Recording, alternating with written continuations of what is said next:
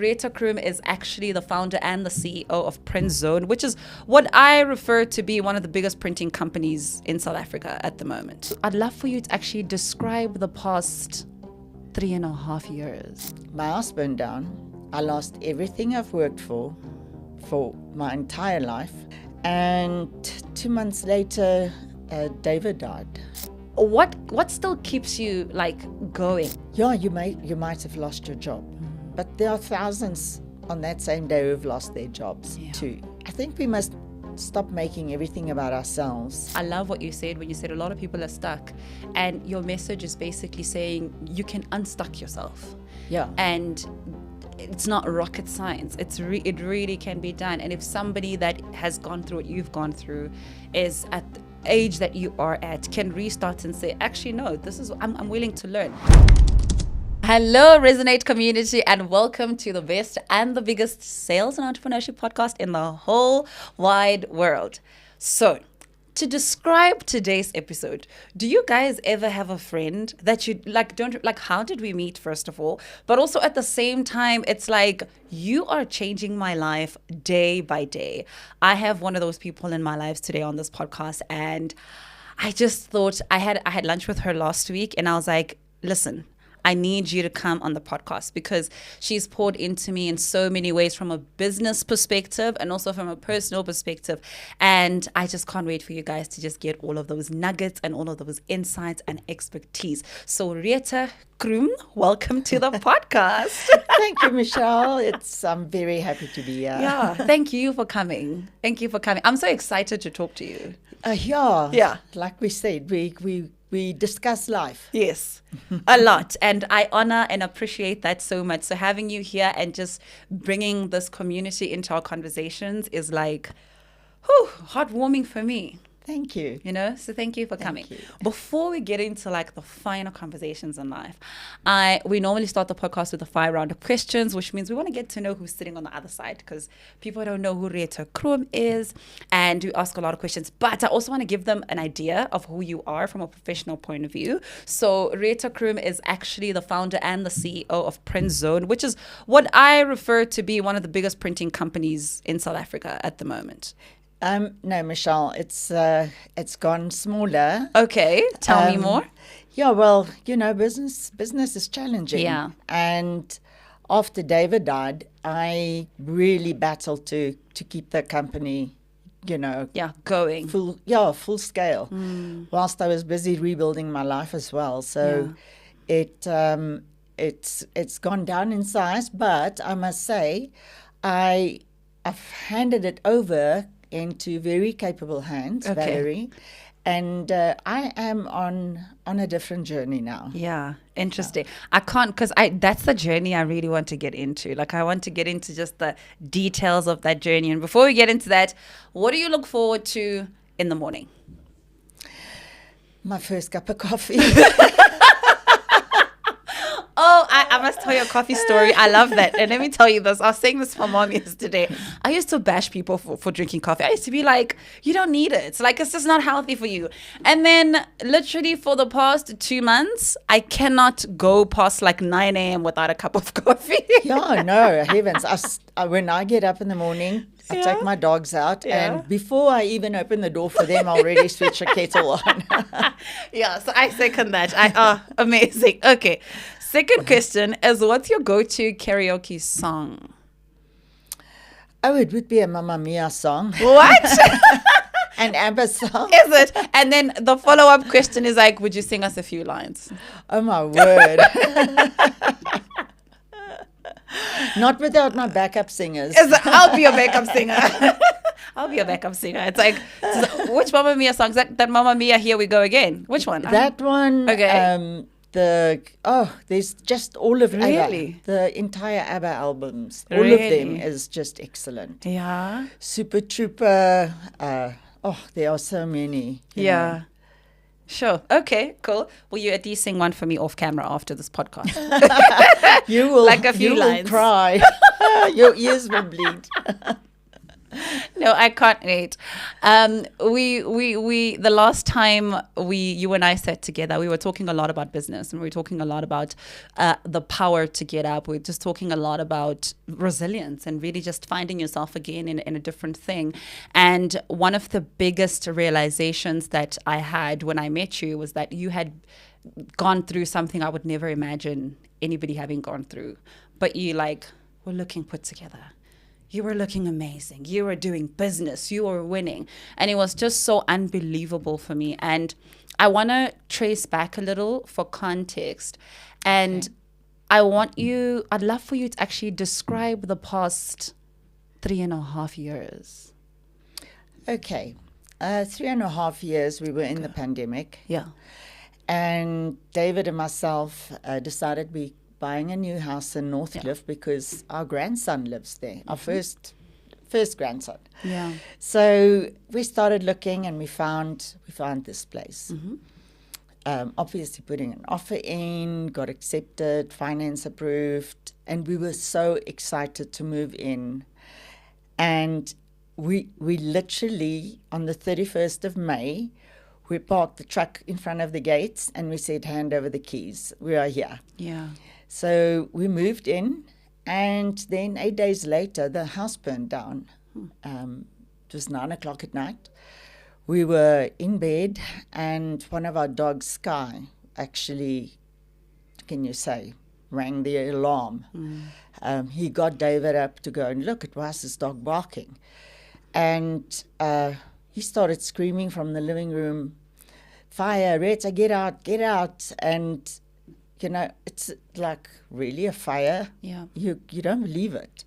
So I went down the passage to go and look if this is true. Not that I didn't believe him, but it was just so how can there be a fire? Yeah. So he was standing literally in a halo. There was just fire all around him. Sure. And right next to me was a panic button, thank God. Pressed that, security rang my phone. I said to them, come, our house is on fire. They alerted the emergency workers, and Northcliffe, fortunately, has got its own fire and rescue first responders. So they were already on the scene. But, we plan our lives for in South Africa for people to break in. We're trying to stop that. Yeah. Not realizing that we're actually building cages for ourselves. Sure. And that's what happened to us. We couldn't get out. The dogs got out, except 2. We lost 2 dogs in the fire. Sure. And we all got COVID because of there were emergency workers on the scene. Obviously, COVID was a thing. Yeah. And 2 months later, David died of COVID. So my house burned down. I lost everything I've worked for my entire life. All David's memorabilia, because he was a very good golf player internationally as well. He played on the circuit internationally. Stuff that's precious, all gone. All your albums, everything gone. And it happened so fast. Sure. So I say, when people ask me, so how was it in the fire? And I can literally say to you, you don't think, you just act. Sure. We tried to find an escape to get out, but there were burglar bars everywhere and trelly doors. So thank goodness the firemen came through. I really thought, today I am dying in a fire. This is how I am dying. Sure. And they took me out. But like I say, 8 weeks later, David died.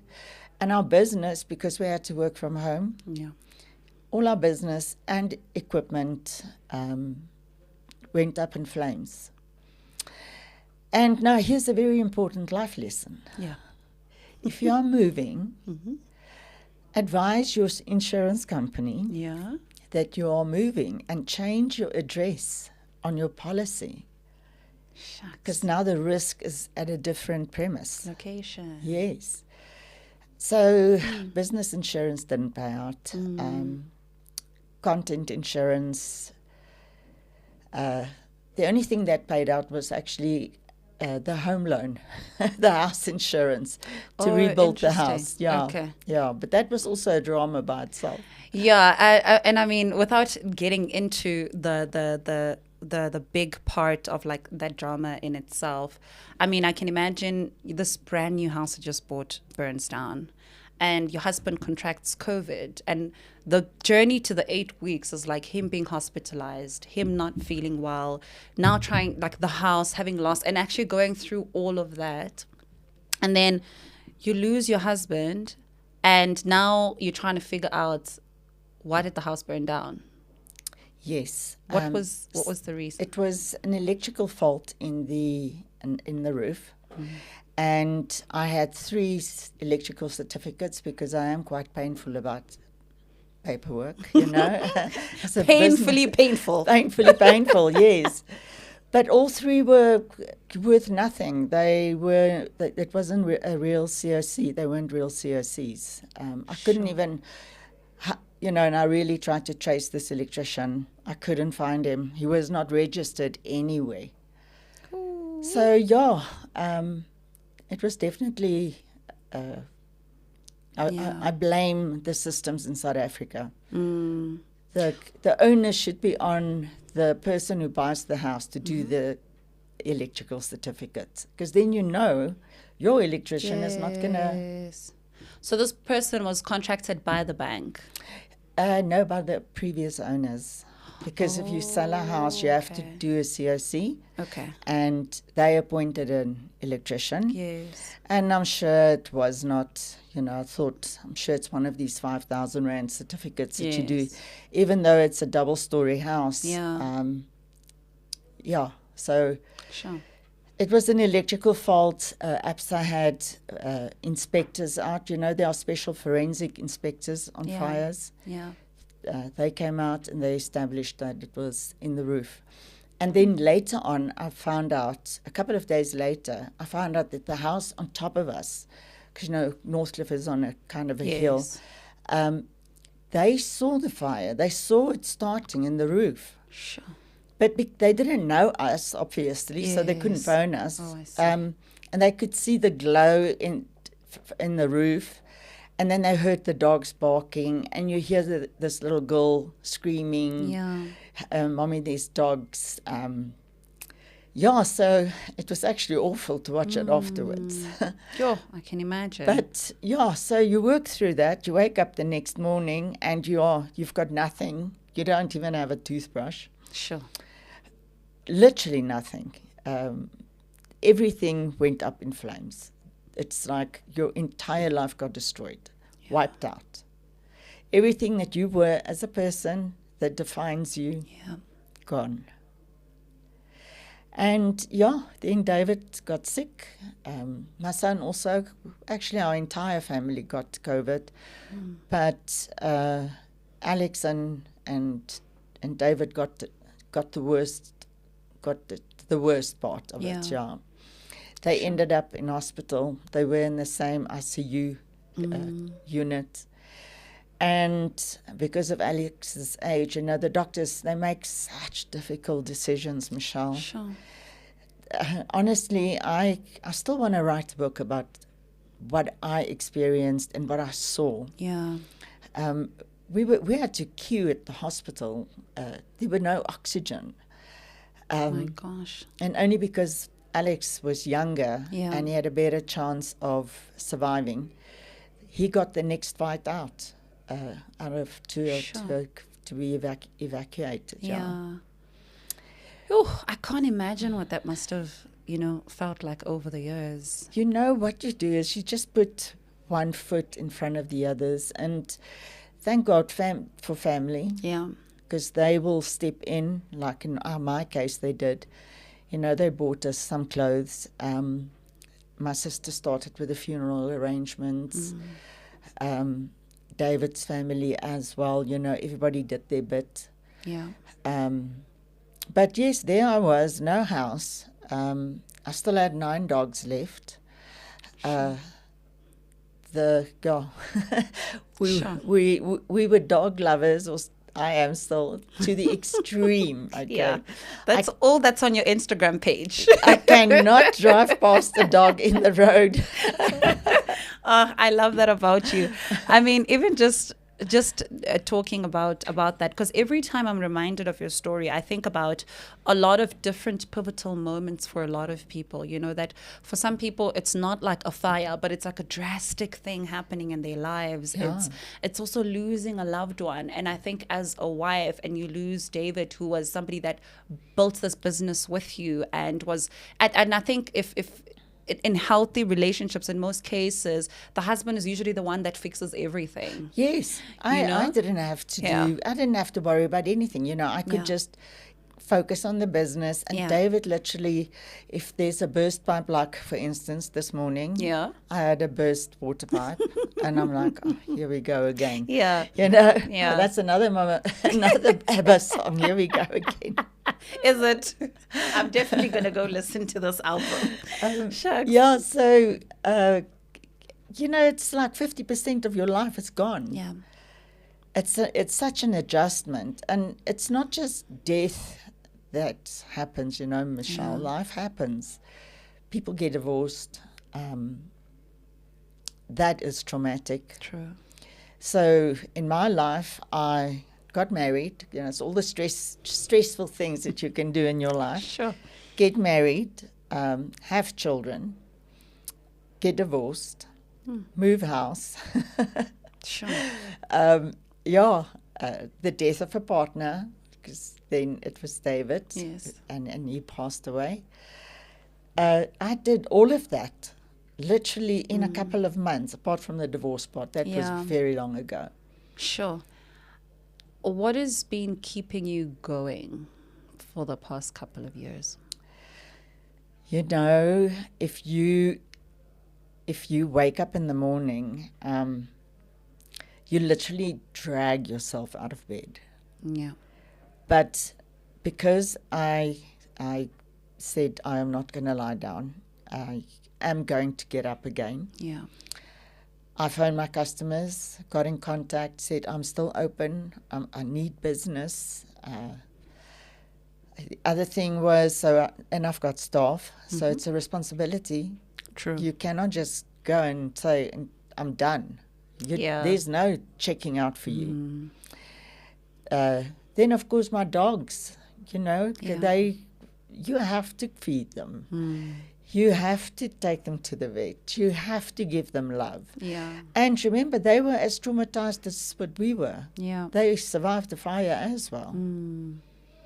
So, yeah, and I think my grandchildren definitely. Yeah. By that stage, I had a little granddaughter as well, Elena. Yeah.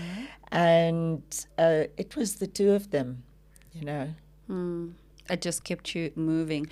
And I want to also talk about your personal ambitions, because you and I were chuckling the other day and we were talking about Retha 2.0. Yes. Which is like what you're busy with now, what you're doing now, and just your newfound passion in other things. And it always amazes me in the most beautiful way possible that you can go through something like that, but like bounce back and kind of see yourself as an extended or expanded version of yourself in the business world. That for me is absolutely remarkable. And I want to get into, was there a specific day where like you woke up one morning and you were like, okay, like, yes, I've been moving along and it's been hard, but it's time to go. It's time to fall in love with myself again. It's time to rebuild. It's just time to now figure myself out again. Michelle, it takes time. You know, the fire, and if I say, I refer to it, the fire was a big event in my life. Other people, it's a divorce. Yeah. It's maybe a partner that's cheating, Yeah. you know. It can be losing your job. Yeah. You lose that identity. It's when you and I were speaking, I mean, you said it's like literally you are standing naked. Yeah. Everything has been pulled. You are exposed to the world. And for me, I saw the fire as a failure. So it took me a very long time to get my self-confidence back. Why did you see it as a failure? You know, we always want to have this perfect life. Yeah. And you think you've done everything right. You've got the insurance. You know, you've ticked all the boxes. Yeah. You did absolutely everything right. And then something dramatic happens. Yeah. And it's not your fault, but it happens. And then you question the universe. Why? You know, why me? Yeah. But then again, as I was asking, why me, I could answer myself as well, saying, why not me? Yeah. What makes me special? Yeah. Why not me? You know, so, yeah, terrible stuff happens, Yeah. but it happens to everyone. Yeah. Everyone is going to experience losing a loved one. And it is how you mourn, even if it is a business going bankrupt, Yeah. you know, because that is happening now as well, as Yeah. we speak in South Africa. Yeah. It's terrible economy. You have to mourn that loss. And if it was, like in my case, my entire existence of Yeah. 58 years Yeah. at that age was wiped out. I had to mourn the loss of that Retha, Yeah. because I realized the Retha after the fire is not the same Retha. I came through that with incredible resilience and God's grace. Yeah. That's all I can say. And the fact that I was so angry at the at why this fire happened, you know. So, yeah, you say, how do you get up? How you do? The one thing that I must say, you must have hope. So I realized that, yes, I lost a lot, but so did my children. True. And I had to be their hope. Sure. I couldn't fall down. I had to carry on. Yeah. There was no saying, I'm quitting. Ciao. Drink a couple of tablets and off you go, you know. Sure. I had to be their hope. Yeah. So you stay strong. You know, you scream when you get home, scream in the pillows, you cry, you howl, actually. You howl. It's not even a cry. But you know, you get going. Yeah. And slowly, things start falling into place. And little pieces of the new you start to come through. There will be moments of joy after you have accepted the fact that you are now actually a newer version of the old you. It's like acceptance has to be the first. Acceptance, absolutely. And once you've accepted that your life is not going to be the same after this event, once you've accepted that, you can start with a healing process. And you can then start looking at yourself and say, well, okay, not many people get the opportunity to restart their life at the age of 58. Yeah. Obviously, it wasn't a choice that I would have made if I could. If God said to me, do you want this? I would have said, no, thank you. Yeah. So, yeah, people go through events like business failures, but it's how you get up. You have to get up. You must remember that you are somebody's hope. Sure. It might be your children. It might be staff working for you. As a business owner, you create space for your workers. They come to work every day, and that makes them proud. They've got a job. Yeah. And they do the job to the best of their ability, and they fill that little space that you've made for them in your business, okay? So there's these people, and they fit into these little cubicles, call it, in your business. And if you don't provide that, what will the effect be? They won't be able to, you know, there would be, say, 5 more people then who are stripped, Yeah. you know, would lose their personality, their life, people depending on them. So you realize that there's these implications if you just decide to quit. You can't quit. Sure. It's almost like in a point of pain, you can't be selfish. It can't always be about you, but you have to open up. It's almost like purpose. I think that's the right word. Yes. You have to realize that, take a divorce, for instance. Yeah. After the divorce, you have to learn new habits. Maybe your life partner was the one who made the coffee in the mornings. Now you are the one who's going to make the coffee. Yeah. Maybe that person was feeding your animals. Now it's going to be you feeding the animals. It's a whole new routine. Yeah. And once you've accepted that this is a new, improved version of me, I am taking a lot of knowledge and experience with me into my life. And at one stage, you will be able to then also help a friend in need who's going through a divorce. Yeah. You will be that sounding board for them that will keep them sane. Yeah. When we spoke a couple of days ago, you said to me that everything that's happened in your life and how it's caused like so much pain, you said to me that you are on a mission to make sure that it is never in vain. Yes. I took that so personal. Really? Yeah, it kind of revived something inside of me, because I thought to myself, at the tender age that I am at, I am sitting with a friend who's in her 60s and is like telling me that it's not going to be in vain. I'm rebuilding. This is what I'm doing. And you're taking me through the entire plan of what you're trying to do. I thought to myself, get out of your head. I was like, just stop, you know? But it reminded me so much of how in life there's these cycles, or there's certain points where we feel like I'm overburdened and I'm overwhelmed. And like when you're saying that, you know, just continue having the hope, and just hearing your story and how resilient you are as somebody that knows you personally just does something to me. And I want to ask you this, or maybe I want to ask you to take us through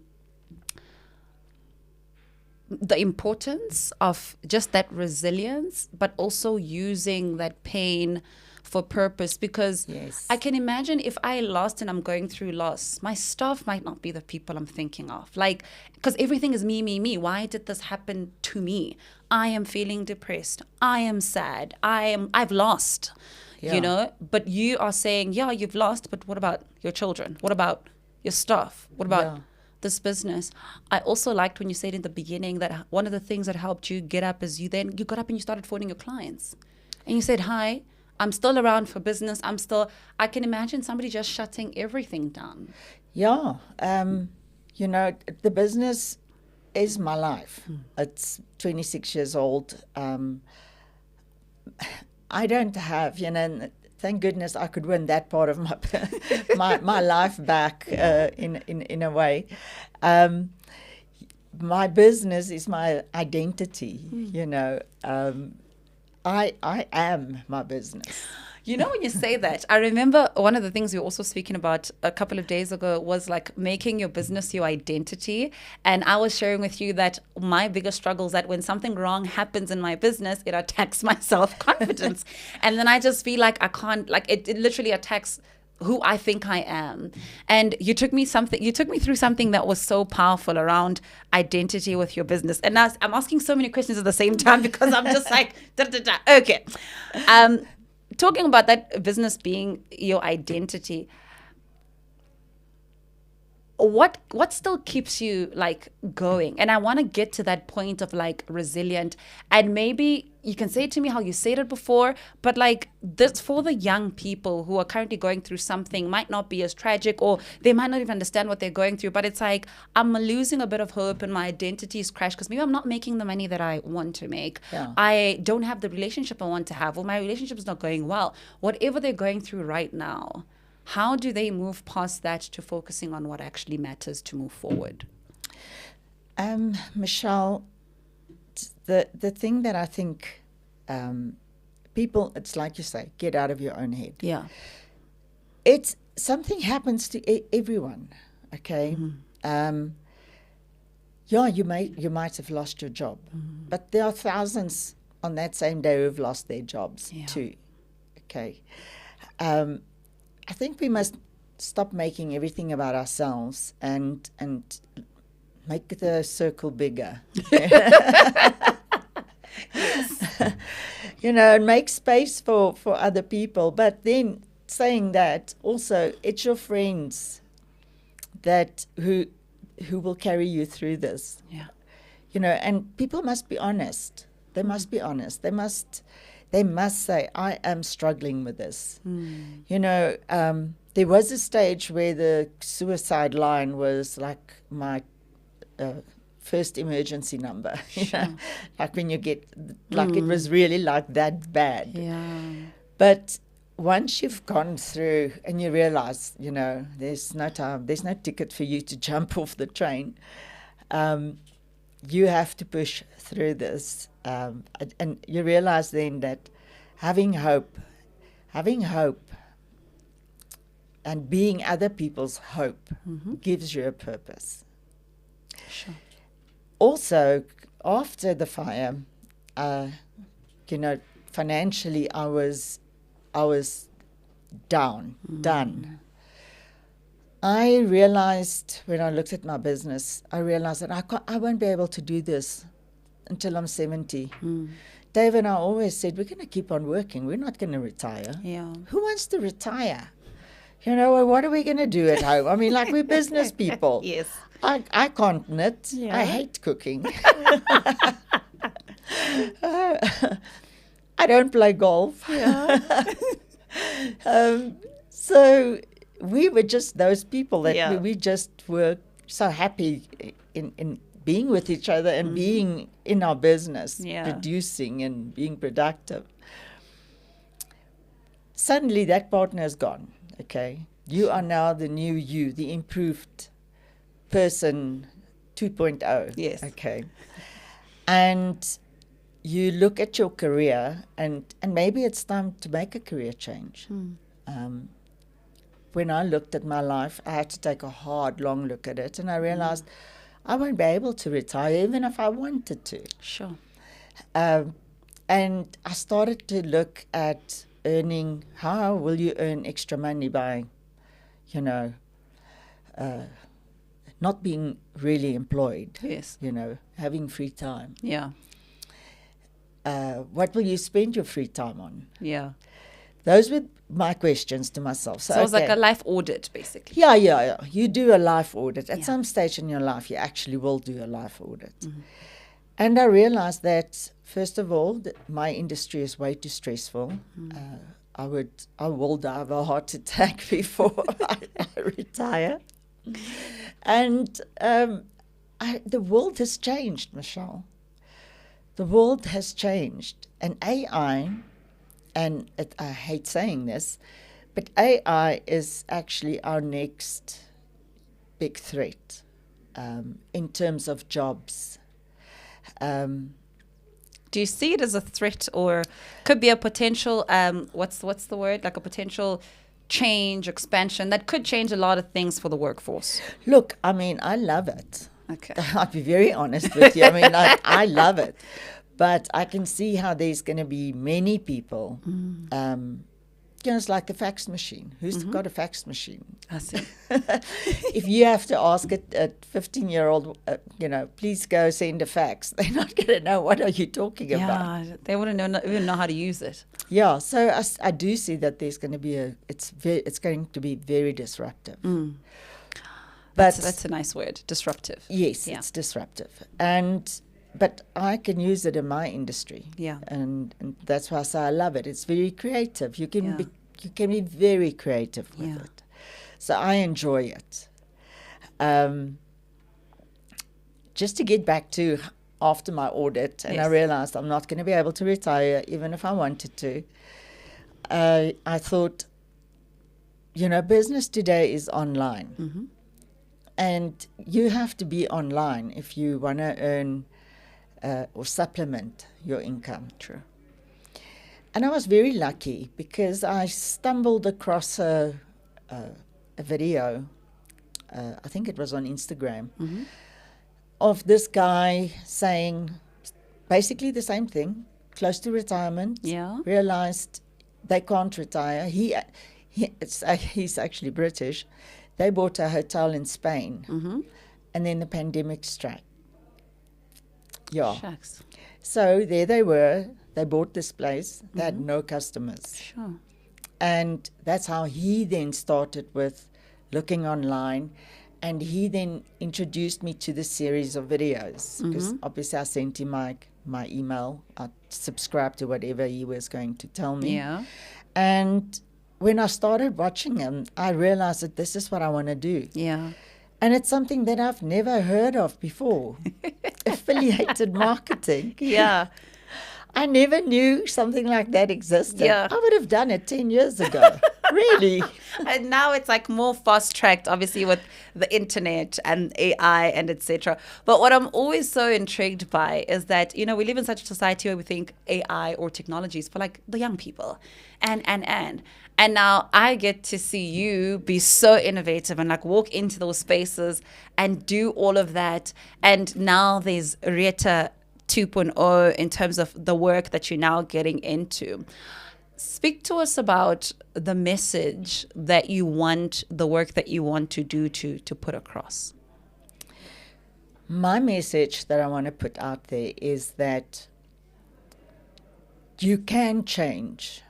You can change anything in your life. Yeah. You don't have to be stuck. A lot of people are stuck. If you're in a relationship that's not working, get out of it. If you are in a job that you absolutely hate, do something online. There's lots of entrepreneurs and especially women, because, we take care of the kids and we maybe you were a lawyer and you've given it up. Yeah. And then one of your hobbies, maybe you make candles, you like it, and you would like to monetize it.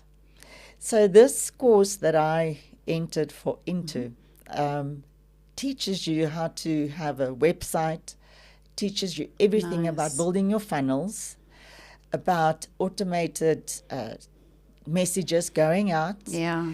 And that somebody somewhere in Peru has bought your candle, Wow. So whilst you were sleeping, business was going on. Yeah. And I think that is what I find so fascinating. Nice.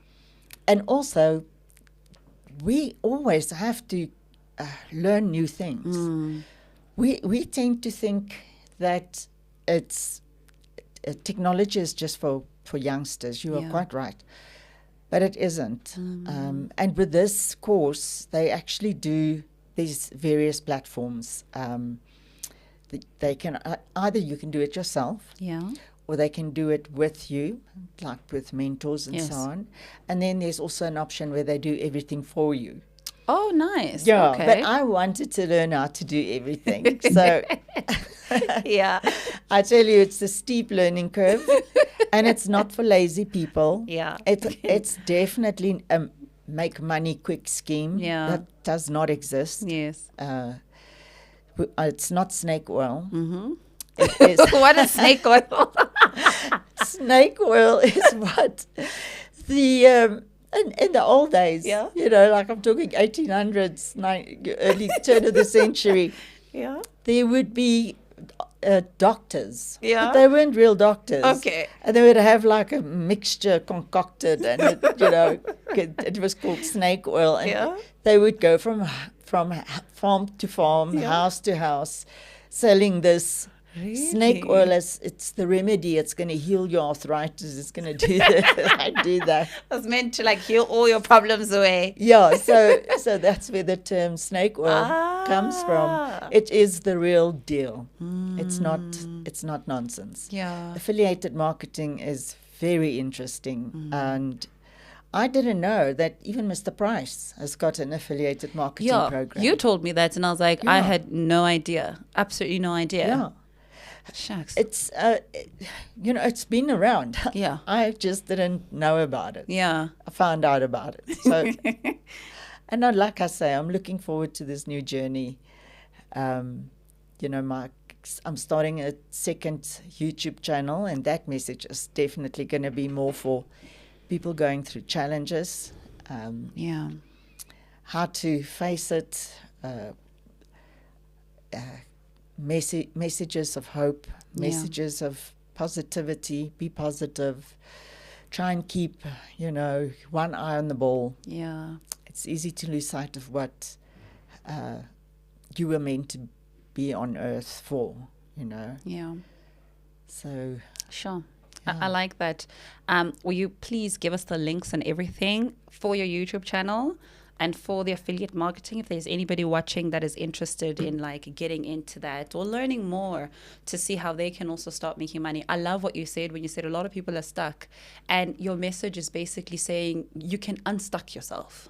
Yeah. And it's not rocket science. It really can be done. And if somebody that has gone through what you've gone through is at the age that you are at, can restart and say, actually, no, this is, I'm willing to learn. Like when you told me about the course and like what's in the course, I was like, sorry, what? But you're like willing to take all of that information to make, a difference and like launch an expanded version of yourself. Yeah, completely. That's amazing. There's Amazon that just launched in South Africa. Okay, it was a soft launch, but they are here. Yeah. I registered on Amazon America, selling products there because obviously it's a bigger market and you earn dollars. So I decided that I wanted to learn that part as well. So I like doubled up on my courses for this year. Yeah. I was like burnt out. You're like on a course marathon this year. Yeah. It's very easy. It's very easy to completely just want to absorb everything that there is to learn. Yeah. Because it is new and it's relevant and it keeps you relevant. Yeah. A lot of people think I'm going to retire and then I'm going to sit, at home, and you lose being relevant. Yeah. You might still have a lot of knowledge and things that you can share with the world. Yeah. So my website is askretha.com. Okay. Yeah. And on there, you will find the information and the links, if you want to participate. Yeah. I tell you, I might even challenge you. I know that for sure. We'll definitely link it in the description to make it easier for people to actually link it through and go to it immediately. But thank you so much for joining me. It's always such a breath of fresh air to get to sit and talk to you. Thank you, Michelle. Always. It's been fun. Yeah, always. We hope that we can invite you back. Yes, so we can please. Talk a little bit more to see how the affiliate marketing is going after some time. Please do. Yeah. We're definitely going to do that. I'm very excited, honestly. And that is actually it's my new reason for waking up in the morning, and looking forward to my day. Yeah. Because I get to do something new every day. That excites you as well. That excitement, yes. That excitement is back in business. Yeah. And I love it. And I'm building a new brand, Yeah. Yeah. Even with Amazon, if you decide you're making candles, you can build a brand. You can build $1 million company. That's true. Doing something that you love. Yeah. And that is actually the part that I enjoy, is that you get an opportunity to do something that you're passionate about. Yeah. Yeah. And you've got proof you've built businesses before and they've thrived. And this is just a new arena and you're still going to build it and it's going to thrive. Thank you, Michelle. Yeah, thank you for gracing us with your presence and insights. Thank you. Thank you. Resonate community. I hope that was enough soul food as it was to me, because I really enjoyed that conversation. And if you're watching this right now and there's been a moment where you felt lost, where you felt like you really don't know what's going on, or you feel stuck, like what Retha is saying, you can unstuck yourself.